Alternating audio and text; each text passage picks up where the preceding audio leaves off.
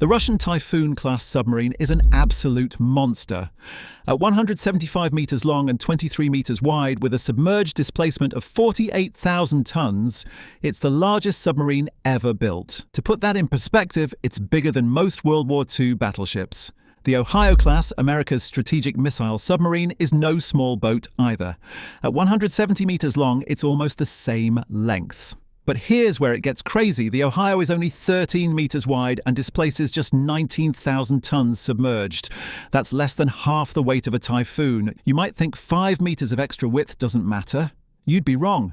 That difference completely transforms what it's like to live inside these boats. Walk through an Ohio-class submarine and you're in a tightly packed tube. Corridors are narrow enough that 2 sailors have to turn sideways to pass each other. Pipes and cables run along every surface. You're constantly ducking under equipment, stepping over hatches, navigating through spaces that feel more like crawling through the guts of a machine than walking through a ship. Now step inside a Typhoon. The corridors are wide, actually wide. Some veterans describe them as feeling almost spacious compared to Western boats. You can walk 2 abreast without bumping shoulders. The ceilings are higher, there's room to breathe. This isn't an accident. It's a fundamental difference in design philosophy that affects every single aspect of life aboard these submarines. Chapter 1. The Twin Hull Secret. Here's what most people don't understand about the Typhoon. It's not really one submarine, it's 2 submarines side by side, wrapped in a massive outer hull. The Typhoon uses a unique multi-hull design. 2 separate pressure hulls run parallel down the length of the boat, with additional smaller pressure sections for critical systems. Between these hulls and the outer hull is a massive amount of space used for ballast tanks, missile tubes, and equipment. This design gives the Typhoon incredible internal volume. We're talking about a submarine with enough space for amenities that sound absurd on a military vessel. Reports from Russian submariners mention a sauna, an actual sauna on a submarine. There are also accounts of a small gym, a smoking lounge, and crew quarters that by Soviet standards were practically luxurious. The Ohio-class uses a more conventional single large pressure hull with a partial double hull arrangement. Everything is optimized for efficiency and stealth. Every cubic meter of space serves a purpose. There's no room for luxuries because there's barely room for necessities. An Ohio-class sailor described it to me this way. You're living in a very expensive, very complicated pipe. Everything is designed to be as compact as possible while still being functional. You learn to move efficiently because you don't have a choice. Chapter 2. The crew experience. Both submarines carry roughly 160 crew members, but the experience of those crews couldn't be more different. On an Ohio-class boat, hot racking is standard for some crew members. That means 3 sailors share 2 bunks, rotating based on their watch schedules. You climb into a rack that's still warm from the guy who just got out. Your personal space is a coffin-sized bunk with maybe 18 inches of clearance above your face. You store your belongings in a small locker that has to hold everything you own for a 90-day patrol. The berthing areas are stacked 3 high in some sections. You're sleeping surrounded by the constant hum of machinery, the hiss of ventilation, and the sounds of 160 men living in close quarters. Privacy doesn't exist. You learn to sleep through anything. Typhoon crews had it different. The extra space from the twin-hull design meant more room for berthing. Bunks were still small by civilian standards, but they weren't stacked as tightly. Some reports suggest officers had actual small cabins rather than just curtained racks. The mess areas tell the same story. On an Ohio, the crew mess is functional. Tables fold down from the walls. You eat in shifts because there's not enough room for everyone at once. The space serves multiple purposes: dining area, classroom, meeting room, and recreation space all in one. Typhoon mess areas were reportedly larger with more permanent seating. The extra space meant crews could gather without feeling like sardines in a can. For submariners spending months underwater, this psychological difference matters more than you'd think. Chapter 3. The Arctic Mission. The Typhoon was designed for a specific mission: hide under the Arctic ice and survive a nuclear war. Soviet naval doctrine called for these boats to operate in bastions near home waters, heavily protected by surface ships, aircraft, and attacked submarines. The Arctic ice cap provided natural cover. The Typhoon's massive size and reinforced hull allowed it to surface through ice over a meter thick. This mission drove every design decision. The twin hulls provided redundancy. If one pressure hull was damaged by ice or enemy action, the boat could potentially survive. The large internal volume allowed for extended Arctic patrols in brutal conditions. The amenities like saunas weren't luxuries. They were necessities for maintaining crew morale during months under the ice in one of the most hostile environments on Earth. Ohio-class boats have a completely different mission: disappear into the open ocean and stay hidden. American doctrine emphasizes stealth above everything else. Ohio boats patrol vast areas of the Atlantic and Pacific, moving slowly and quietly, making them nearly impossible to detect. They don't need to break through ice, they need to be ghosts. This means every design choice prioritizes acoustic quieting. The single-shaft propulsion system is quieter than multiple shafts. The hull shape is optimized for hydrodynamics. Machinery is mounted on isolation systems to prevent noise transmission. Even the propeller design is classified because it's so critical to maintaining stealth. An Ohio can sit at patrol depth for months, moving at just a few knots, generating less noise than the ambient ocean. Russian and Chinese navies have spent billions trying to track these boats. They rarely succeed. Chapter 4. The Nuclear Heart. Both submarines are powered by nuclear reactors that will run for decades without refueling. But the implementations are vastly different. The Typhoon uses two OK-650 reactors, each producing about 190 megawatts of thermal power. Two reactors provide redundancy and massive amounts of power. The boat needs it. Those 48,000 tons don't move themselves, and operating under Arctic ice requires significant power reserves for emergency maneuvers. The twin reactor setup also means more complexity, more systems to maintain, more potential failure points, more crew members dedicated to reactor operations. Soviet nuclear training was rigorous, but the boats themselves were known for being maintenance intensive. Ohio-class boats use a single S8G pressurized water reactor. The exact power output is classified, but it's sufficient to drive the boat at over 20 knots submerged, while also powering all ship systems. The single reactor design is simpler, more reliable, and easier to maintain.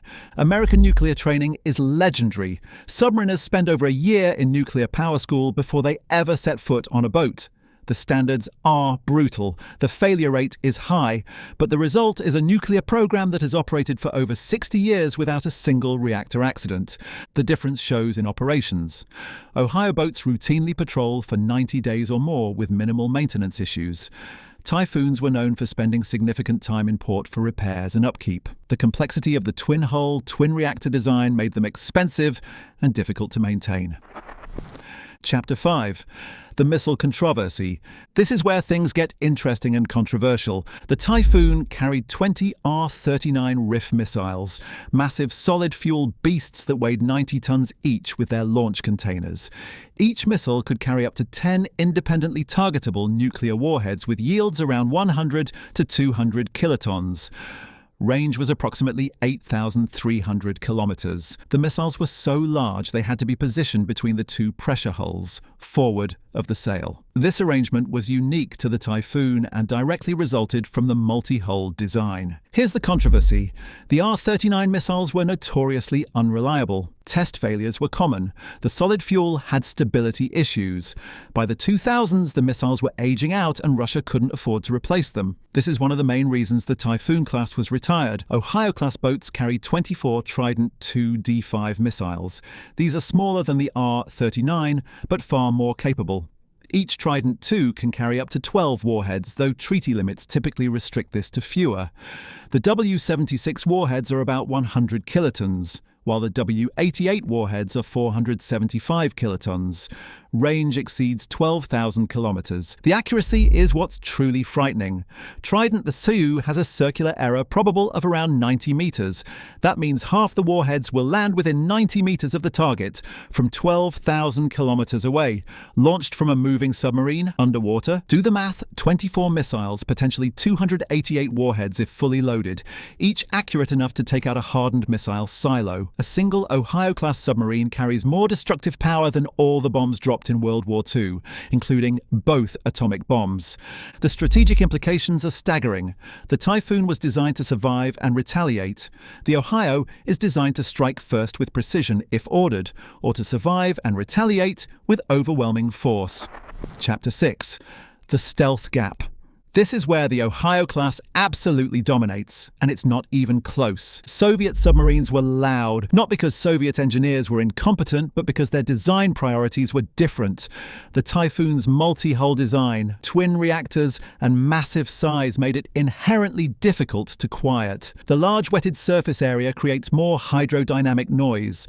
Multiple propeller shafts create more mechanical noise. The sheer mass of the boat makes it harder to isolate machinery vibrations.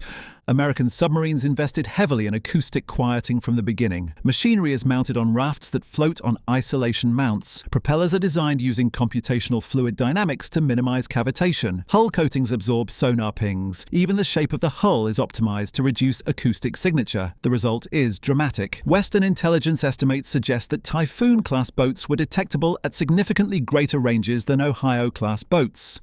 Some analysts claim the acoustic signature difference is an order of magnitude or more. This matters in ways that are hard to overstate.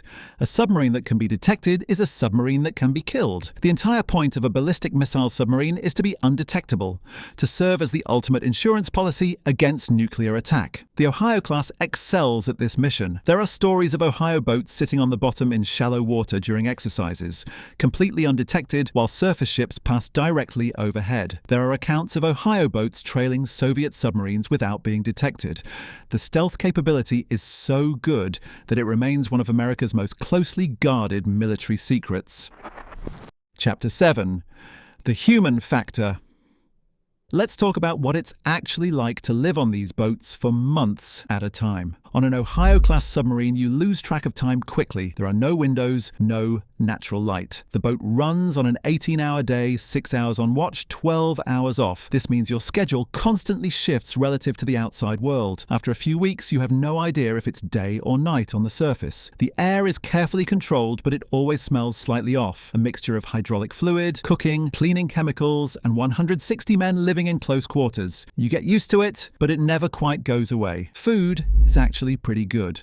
The Navy knows that meals are one of the few pleasures available on patrol, so they invest in quality ingredients and skilled cooks. But variety is limited by storage space. By week 8 of a 90-day patrol, you're eating a lot of canned and frozen food. The psychological pressure is constant. You're in a tube underwater carrying enough nuclear weapons to end civilization. You can't call home, you can't see the sun, you can't go outside. Some guys handle it fine, others struggle. The Navy screens carefully for submariners, but even so, not everyone makes it through a full patrol. Typhoon crews face similar challenges, but with some key differences. The extra space helped psychologically. The sauna, if reports are accurate, provided a way to relax that Western boats simply don't have. Soviet submariners were also known for having more relaxed regulations about smoking and alcohol, though this varied by captain and era. But Typhoon crews also dealt with longer patrols in harsher conditions. Arctic operations are brutal. The cold penetrates everything. Ice noise is constant. The isolation is even more complete than on open ocean patrols.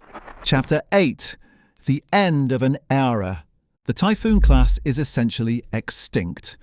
Of the 6 boats built, all have been retired except for one that served as a test platform before its reported decommissioning around 2023. They were simply too expensive to operate and maintain. The missiles were obsolete. The mission they were designed for no longer existed after the Cold War ended. Russia has moved on to the Bore-class, smaller and more modern boats that are easier to maintain and operate. They're still not as quiet as American boats, but they're a significant improvement over the Typhoons. The Ohio-class remains in frontline service. 14 boats continue to patrol as SSBNs, carrying the Trident II missiles. 4 were converted to SSGNs, carrying 154 Tomahawk cruise missiles each and serving as special operations platforms. These boats are expected to serve until the 2030s, when they'll be replaced by the new Columbia-class. The contrast is stark. The Typhoon was a Cold War dinosaur, impressive in its way, but ultimately a dead end. The Ohio proved to be a more practical, more effective design that has served for decades and will continue to serve for years to come.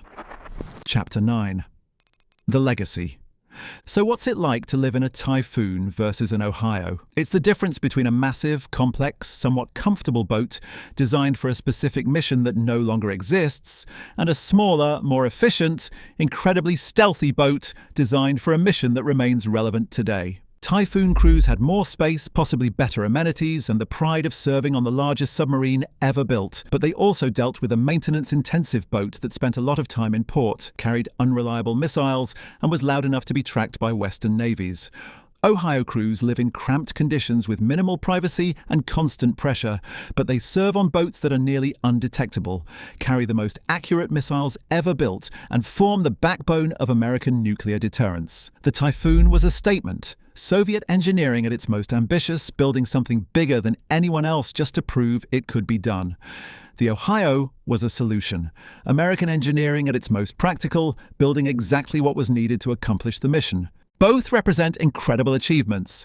Both required thousands of skilled workers and billions of dollars. Both carried crews who volunteered for one of the most demanding jobs in any military. But only one design philosophy proves sustainable. Only one class of boats continues to patrol the oceans today, silent and deadly, carrying the ultimate weapon and hoping it never has to be used. That's the real difference between living in a Typhoon and living in an Ohio. One was a monument to Cold War excess. The other is a tool that still works, still matters, and still keeps its crew underwater for months at a time, doing a job that most people will never understand and can never be fully acknowledged. We are committed to releasing 3 videos a week. Like, share, subscribe, and hit the bell icon for more Anchor Watch.